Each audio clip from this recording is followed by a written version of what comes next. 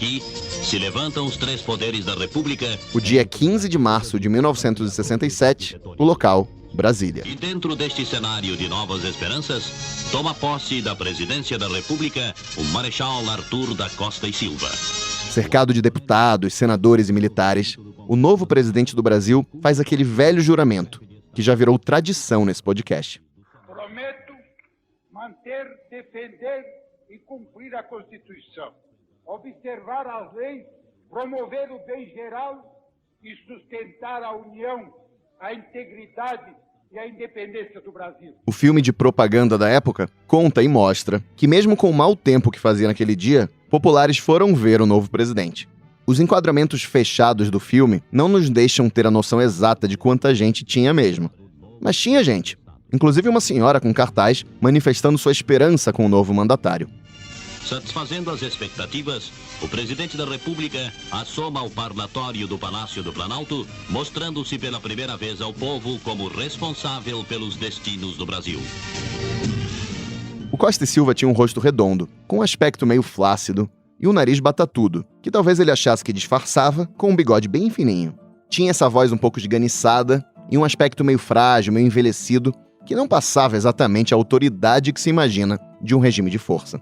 Ele transmitia uma imagem de mais poder quando botava óculos escuros, então não surpreende que ele os usasse direto. Costa e Silva usava tanto as lentes escuras que quando ele foi para Washington, um assessor da Casa Branca escreveu ao presidente americano Lyndon Johnson o seguinte: ele está ansioso para que se entenda que é um homem de qualificações intelectuais. Sugiro que o senhor o trate menos como um soldado e mais como um homem de Estado civil, seu colega. Isso não será fácil, sobretudo se estiver usando os óculos escuros. A questão intelectual perseguia o Costa e Silva. Diferentemente do Castelo Branco, que tinha fama de estudioso, de muito culto, o Costa e Silva era alvo de piadas por ser pouco afeito às letras. Uma das maldades que se contava é que certa vez ele mobilizou o exército para descobrir quem tinha roubado sua biblioteca, já que ele não tinha acabado de colorir o segundo livro. Quando assumiu a presidência, dizia-se que o Marechal não abria um livro havia mais de 20 anos. O colega Cordeiro de Farias contou que um dia o Costa e Silva o viu carregando um livro sobre a Guerra do Vietnã e reagiu assim: "Você é um idiota, perdendo tempo com essas coisas. Eu hoje só faço palavras cruzadas." A figura toda e aqueles óculos escuros faziam do nosso presidente um estereótipo de general de ditadura de terceiro mundo. Em alguma medida, ele era isso mesmo. Mas o Costa e Silva tinha audácia, esperteza e senso de oportunidade. Senão, não estava aqui na série. Em seus poucos mais de 2 anos no poder, o Costa e Silva governou uma economia em ascensão, exibiu ambiguidades e chegou a acenar com a abertura política. Mas sua presidência atravessou o famoso e intenso ano de 1968. E diante de tantos protestos e oposições, pacíficas e armadas, a resposta do regime foi se assumir de vez como uma ditadura, com o Ato Institucional número 5. No 18º episódio do Presidente da Semana, podcast da Folha sobre os presidentes do Brasil, eu conto essa história. Eu sou Rodrigo Vizeu e volto já. Atenção, brasileiros, vai falar o chefe da nação. Trabalhadores do Brasil. O Brasil tem instituições democráticas sólidas. Um presidente que não gosta do poder não pode ser presidente. Com absoluta convicção, eu digo, este país vai dar certo. Isto é uma mentira. Aconteceu exatamente o contrário. O Costa e Silva nasceu em 1899, na cidade de Taquari, no Rio Grande do Sul, filho de um casal de portugueses. Ele entrou para o exército e calhou de ser um tenente nos anos 20. O cara entrou de cabeça no tenentismo, que era um movimento de jovens oficiais que contestavam a República Velha. Se meteu no Levante de 22 e foi preso por 3 meses em um navio presídio. Em 1924, uma apendicite impediu o jovem Arthur de se integrar às forças rebeldes de Luiz Carlos Prestes, o que não deixa de ser irônico pelos caminhos diferentes que os dois iam tomar na vida. Em 1930, os tenentes enfim venceram, com a derrubada de Washington Luiz. E lá estava o Costa e Silva, marchando com a bandeira nacional à frente da tropa que cercou o palácio em que estava o presidente. Costa e Silva vingou o tenentismo e o tempo preso. Passam-se uns belos anos e estamos no governo Jango, e o agora general Costa e Silva manifestou preocupação com o que via como agitação política da esquerda. O general mergulhou nas articulações golpistas e, em 64, botou na sua conta a participação na derrubada de mais um presidente. Com o mais conciliador Castelo Branco escolhido como primeiro presidente do novo regime, o Costa e Silva virou ministro da Guerra. Isso era um baita de um cargo naquele momento.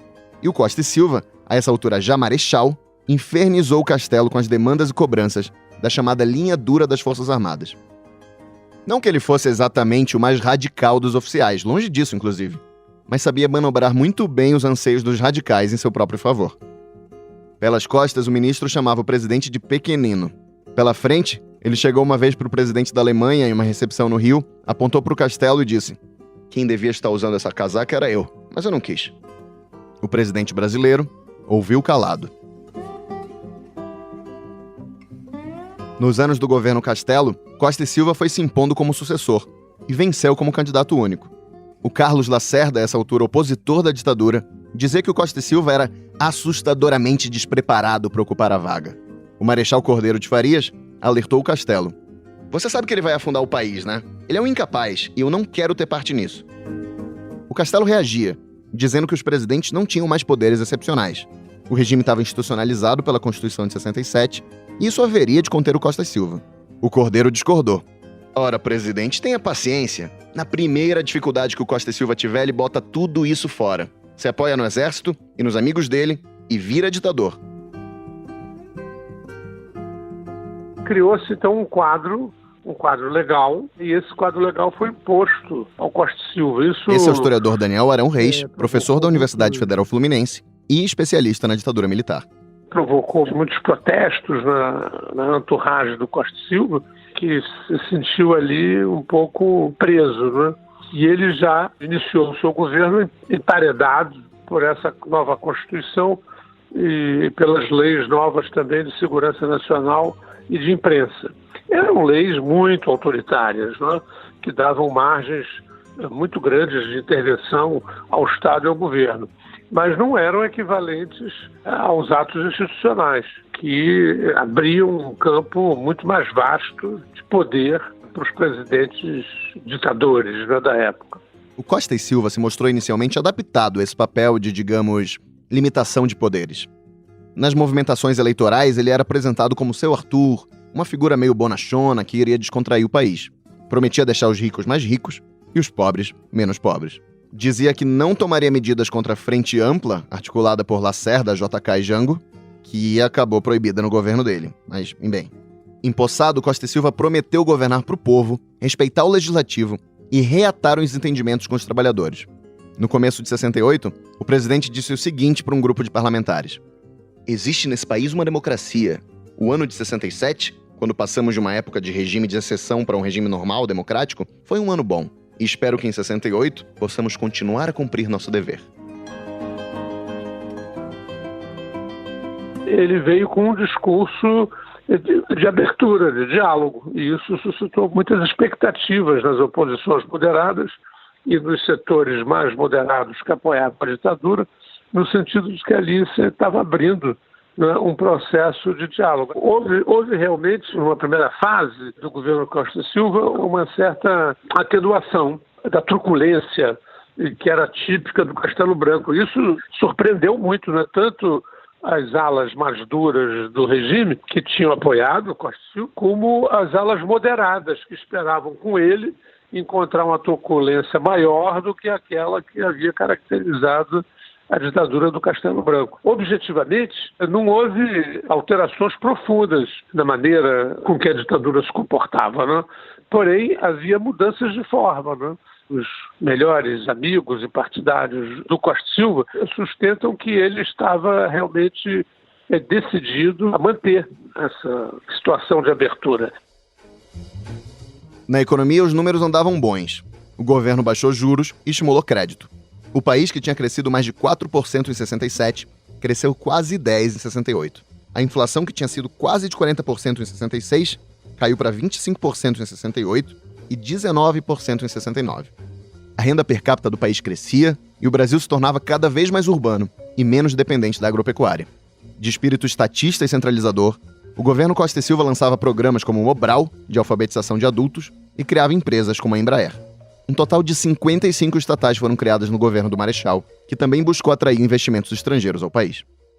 Havemos de vencer com empreendimentos dessa ordem, sem demagogia, sem promessas vãs, fazendo e proporcionando empregos para os brasileiros. A fazenda era chefiada pelo jovem economista Antônio Delfim Neto, que controlava preços e mantinha a política de estrito controle de salários. E aí a gente entra numa das questões que movimentaram as ruas do país em 68, que era a insatisfação com a política salarial do governo. Já que o presidente falava em democracia, a população começava a agir como se numa democracia estivesse. Em abril de 68, 1.200 trabalhadores cruzaram os braços em Contagem, na Grande Belo Horizonte, exigindo o reajuste acima do teto proposto pelo governo. A coisa se multiplicou, teve repressão, operários foram presos, mas no fim o governo cedeu com o aumento salarial. Mas 68 foi bem mais do que isso. Attention, François, il y a un pavé. Foi o ano que ficou conhecido por protestos e contestações do poder pelo mundo inteiro. O símbolo dessa época foi o mês de maio na França, em que estudantes tomaram as ruas, formando barricadas contra a polícia. Era uma coisa bem caótica, anárquica, com slogans como "é proibido proibir", e um outro que dizia assim: "a humanidade só será feliz quando o último capitalista for enforcado com as tripas do último esquerdista." Olha só. Mas simplificando muito, o espírito do tempo era de uma juventude que questionava tudo e todos, atirando para tudo que é lado. As pessoas mais velhas, o sistema capitalista, os partidos de esquerda de sempre e os valores tradicionais da sociedade. A coisa se multiplicou por outros países da Europa e atravessou a cortina de ferro, com contestações populares no leste europeu contra a União Soviética. Esse espírito também atravessou o Atlântico. Só que aqui tinha Costa e Silva. Depois de um desses protestos, o Marechal avisou: "Enquanto eu estiver aqui, não permitirei que o Rio se transforme em uma nova Paris." O ministro do Trabalho, Jarbas Passarinho, deu outro recado: o Rio Tietê não é o Rio Sena. Uma primeira onda de protestos contra o governo em 68 estourou em março, após um estudante secundarista, o meu conterrâneo paraense Edson Luiz de Lima Souto, ser morto com um tiro no peito pela PM da Guanabara durante um protesto. O Edson Luiz não era uma liderança entre os alunos, mas estava participando de uma manifestação para pedir melhores condições no restaurante estudantil Calabouço, no Rio. Um cortejo de 50 mil pessoas acompanhou o corpo do menino até o cemitério. A missa de 7º dia na Igreja da Candelária foi um dos maiores atos até então de contestação ao regime instalado em 64. Entre as palavras de ordem estava: "Mataram um estudante, podia ser seu filho."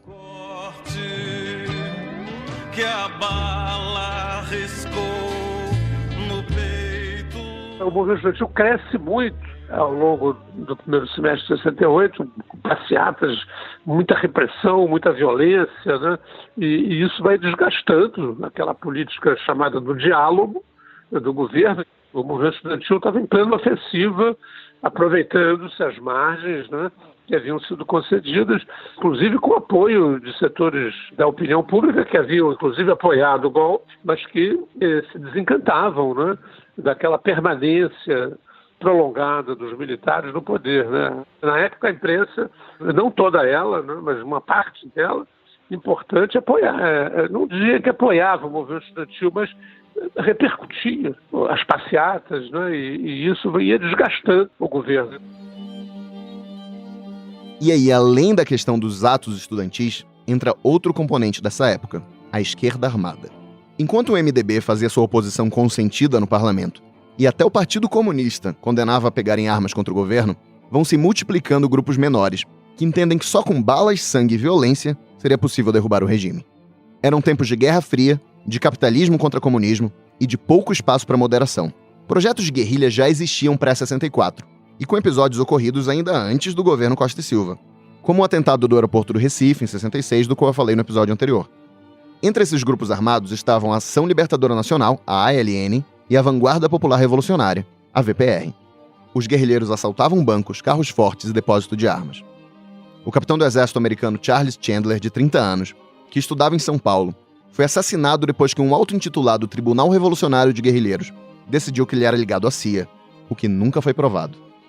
Os grupos armados queriam derrubar a ditadura, mas não queriam substituí-la por uma democracia. Esse paradigma era hegemônico entre os revolucionários da época, né? Tomar o poder pela violência, sobretudo se o poder ganhou a feição de uma ditadura, e a partir daí, no quadro de uma ditadura revolucionária, implementar grandes mudanças sociais. A luta armada ela vem desde 64 sendo elaborada como alternativa por vários grupos políticos no Brasil, descrentes da possibilidade de implementar reformas profundas, como as esquerdas queriam, através do debate democrático, né? Alguns grupos, né, começaram a se orientar, se inspirando muito na Revolução Cubana, né, e outras revoluções armadas vitoriosas na época, a ideia de que também era possível, seria viável uma revolução armada no Brasil. Quando a ditadura veio em 64, essas posições foram reforçadas. A instalação da ditadura era como se fosse a contraprova de que realmente as reformas seriam inviáveis no Brasil através da luta pacífica, da luta democrática. Houve uma primeira tentativa de criação de um foco guerrilheiro lá em Caparaó, desbaratada, em 66, e em 67 começam as primeiras ações armadas, desferidas pelo grupo organizado pelo Carlos Marighella, que era do velho Partido Comunista Brasileiro, o Partidão, mas que já estava organizando um grupo, né, chamado Agrupamento Comunista de São Paulo. E o Marighella era dirigente comunista de São Paulo, então ele se manifesta a favor de começar um processo de luta armada contra a ditadura.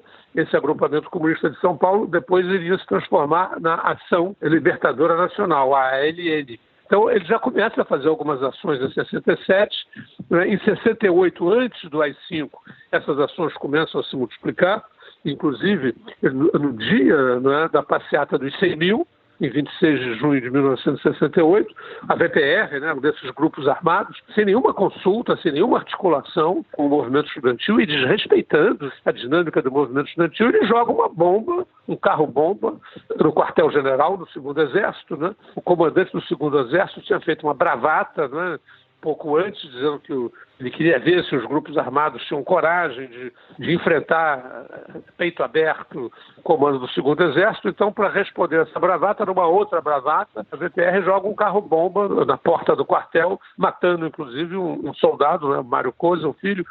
Depois da dissolução do Congresso da UNE e depois do AI-5, dezenas de lideranças do movimento estudantil vão migrar para essas organizações armadas, que apareciam como muito eficientes e muito imunes à repressão.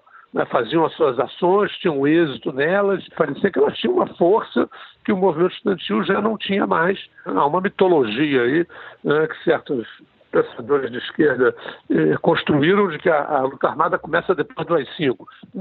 As evidências provam o contrário. O processo já estava em curso e ganha fôlego, evidentemente, depois do AI-5.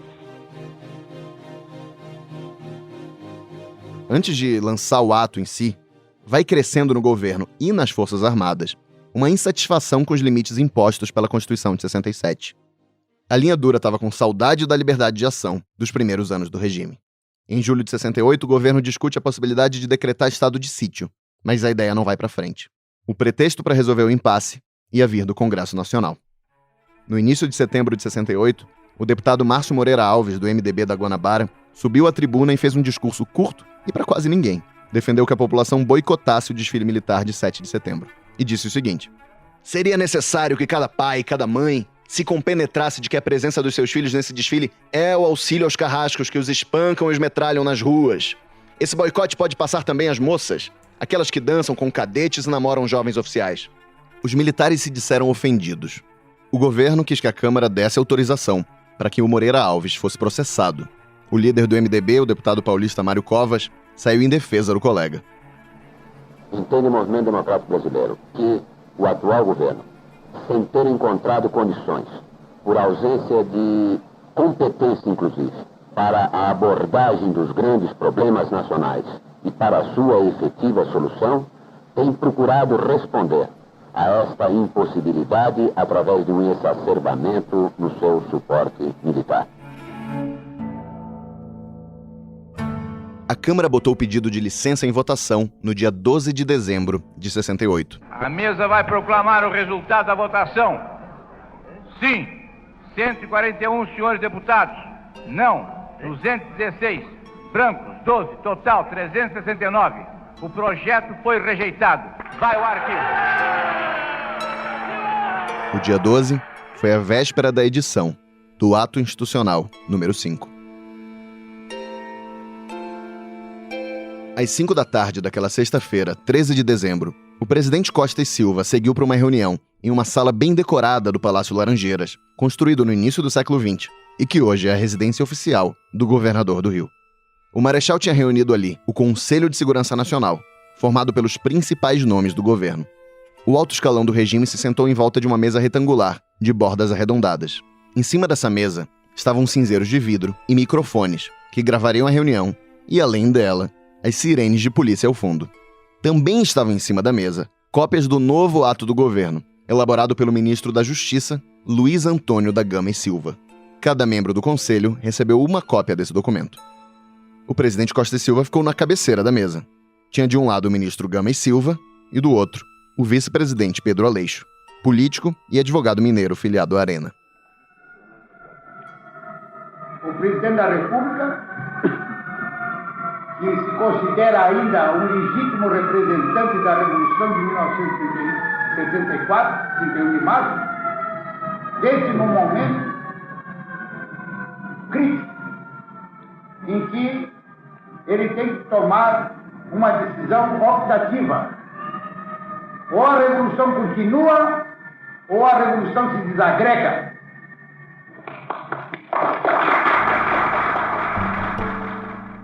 Costa e Silva suspendeu a reunião por alguns minutos, para que todos os presentes pudessem ler o texto do ato institucional. O AI-5 tinha 12 artigos, e não deixava dúvidas de que, a partir dali, o regime podia fazer o que bem entendesse. Sem mais limitações constitucionais, o presidente ganhava o poder de fechar o Congresso por tempo indeterminado, o que foi feito. Daí, o Executivo Federal podia fazer leis, assim como intervir livremente em estados e municípios. O presidente também poderia suspender direitos políticos de qualquer cidadão por 10 anos, cassar mandatos e confiscar bens. Quem estivesse com direitos suspensos não podia se envolver em atividade política e podia ser vigiado e proibido de frequentar lugares sempre que o governo assim desejasse. E agora o ponto mais crítico. A partir da aprovação do AI-5, ficaria suspensa a garantia de habeas corpus para, entre outros, crimes que o governo entendesse que eram políticos ou contra a segurança nacional. Sem possibilidade de recorrer à justiça para ganhar a liberdade, quem fosse definido como inimigo do Estado ficava à mercê das forças policiais. Aí chegou a hora dos membros do conselho opinarem. Naquela reunião do Laranjeiras, o primeiro a votar foi o vice-presidente Aleixo, o único a se opor à medida. Pelo ato institucional, o que me parece, adotado esse caminho, o que nós estamos com uma aparente ressalva da existência dos vestígios de poderes constitucionais existentes em virtude da Constituição de 24 de janeiro de 1967, instituindo um processo equivalente a uma própria ditadura. O chanceler Magalhães Pinto, ex-governador de Minas e um dos líderes civis do golpe de 64, votou a favor. O que é mantê-la. Vi os esforços que foram feitos por Vossa Excelência para não sair dessa legalidade. Eu também confesso, como vice-presidente da República, que realmente, com este ato, nós estamos instituindo uma ditadura. E acho que, se ela é necessária, devemos tomar a responsabilidade de fazê-la. O ministro do Trabalho, Jarbas Passarinho, foi ainda mais a favor. Sei que a Vossa Excelência repugna, como a mim, e creio que a todos os membros desse Conselho, enveredar pelo caminho da ditadura pura e simples. Mas me parece que claramente é esta que está diante de nós. Eu seria menos cauteloso do que o próprio ministro das Relações Exteriores quando disse que não sabe se o que restou caracterizaria a nossa ordem jurídica como não sendo ditatorial. Eu admitiria que ela é ditatorial. Mas há as favas, senhor presidente. Neste momento, todos os escrúpulos de consciência. Delfim Neto, da Fazenda, foi ousado e disse que o governo poderia ter ido ainda mais longe. Eu estou plenamente de acordo com a proposição que está sendo analisada no Conselho. E, se Vossa Excelência me permitisse, direi mesmo que creio que ela não é suficiente. Também votaram Emílio Garrastazu Médici, chefe do SNI. Acredito, senhor presidente, que com a sua formação democrática foi Vossa Excelência tolerante por demais. E, em seguida, Orlando Geisel, chefe do Estado-Maior das Forças Armadas. Se não tomarmos, neste momento, esta medida que está sendo aventada, amanhã vamos apanhar na cara, senhor presidente. Aí mais ministros foram opinando e a coisa, que já estava decidida desde o início, convenhamos, ficou formalizada. O AI-5 estava aprovado e o Costa e Silva concluiu a reunião. Eu confesso que é com verdadeira violência aos meus princípios e ideias que adoto uma medida como essa. Mas adoto porque estou convencido que é do interesse do país, é do interesse nacional, que ponhamos um basta à contra-revolução. O AI-5 basicamente se sobrepunha à Constituição e dava amplos poderes ao presidente da República. O ato não tinha prazo de validade e abria uma avenida para o governo caçar à vontade, censurar à vontade e prender à vontade. Nesse último ponto, uma outra avenida de possibilidade se abria, a da tortura. Conta-se que o ministro Gama e Silva foi questionar o Pedro Aleixo sobre a oposição do vice ao AI-5, perguntando se ele desconfiava das mãos honradas do Costa e Silva. O Aleixo respondeu: "Das mãos honradas do presidente eu não desconfio. Eu desconfio é do guarda da esquina." Emissoras e redações foram ocupadas por censores. Com a carta branca nas mãos, o governo prendeu JK, Lacerda e até o advogado conservador e anticomunista Sobral Pinto, que andava criticando o governo. Também foram presos artistas como Marília Pêra, Caetano Veloso e Gilberto Gil. A caça às bruxas se estendeu, por meio de aposentadorias compulsórias, às universidades, ao Itamaraty e até ao Supremo Tribunal Federal.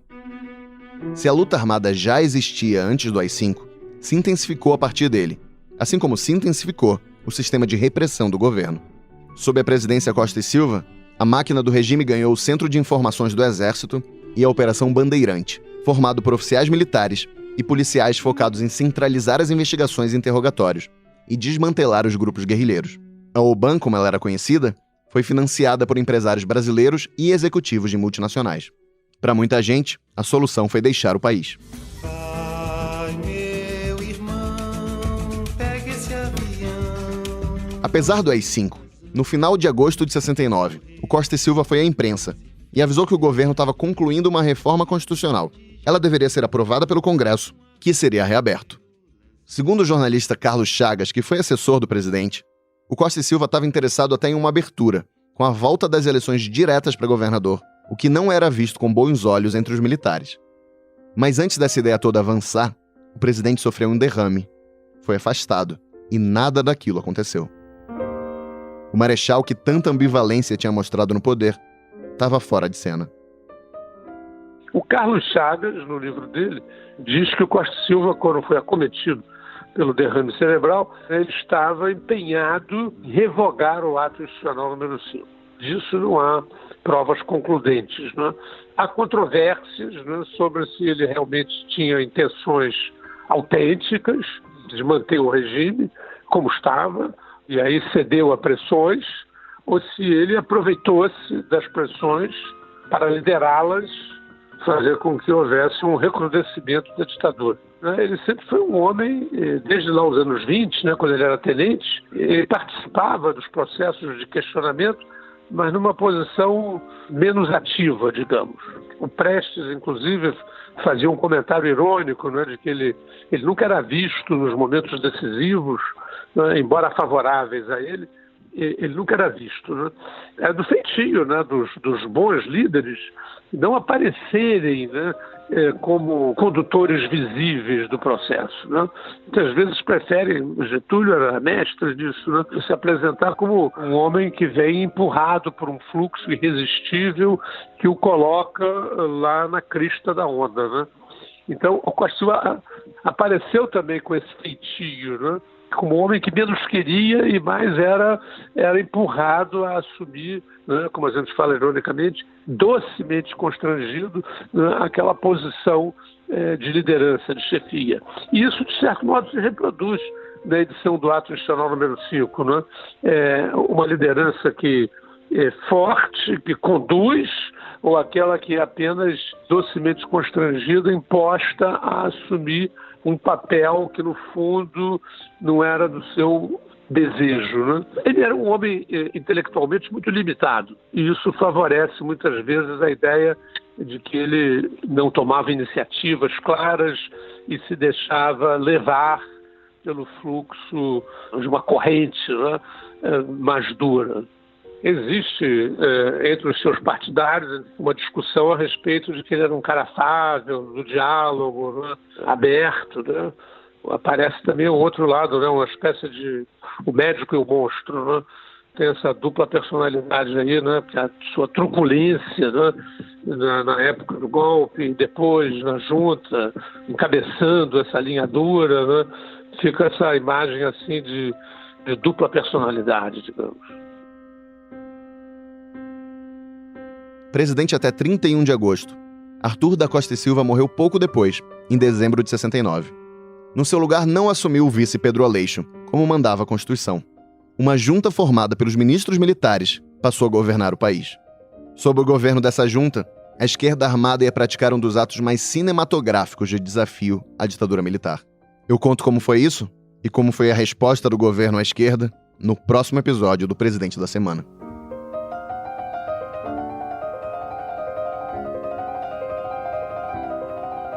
Eu sou Rodrigo Vizeu e faço a pesquisa, produção e apresentação do podcast. O Vitor Parolin é responsável pela direção de som e pela edição de som. A Mariana Goulart ajudou na produção sonora. Até a próxima!